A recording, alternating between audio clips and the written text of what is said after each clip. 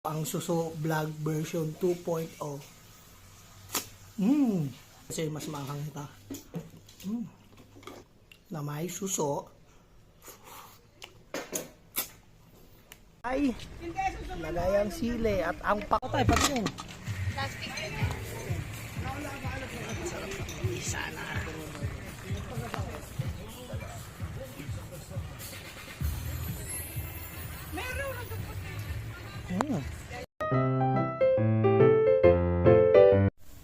Gaano kahirap gumawa ng masarap na suso. Oh, ayan. Suso the making. Uhugasan, paplaisin. Tapos, maghihimay ng pako. Ayan. Ayan ang paggawa ng masarap na suso. Ayan o. Lalagay mo sangkalan. Oh. Ganito, okay na to? Oo. Ayan o. Oo, kapag tayo sa ano, kumarin yung mga patagal. Suso the making. Yan, maganda nga ito. Mabilis. Nakakatakot. Kumuha ka na ng plaek. Dahil pa kami muna. Kapag gawa ng suso, dapat mag-ingat. Nasala yung pagtaga ko eh. Hindi, ganito lang ito eh.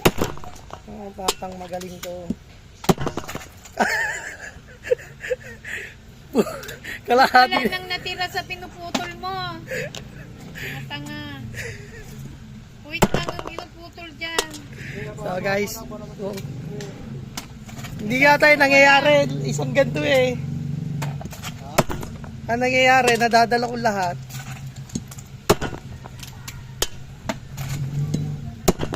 Depende sa butas kung paano siya magiging madali supsupin. Kaya dapat mga ganyan. No? Pag yung mga konti lang na ganito, yan, mahirap supsupin yan. Kung galit ka sa kakain, huwag mo nang butasan. Dapat ganyan. Oh. Diba? Kung galit ka sa kakain, huwag mo nang butasan. Pagkagalit ka rin sa mga kakain, huwag mong butasa para humaba ang uso ka sa supsup. Yan. Maghihimay naman ng pako. Ang tawag dito guys, pako. Ayan o, mga Tom Jones. Yan, mga tama ko. At aming pinaka-chef cook, kung meron Romeo Katakutan, ayan, meron Roberto Alcazabas. Siya ang founder ng Suso. Ang pagluto ng ayan tayo, luya. Luya.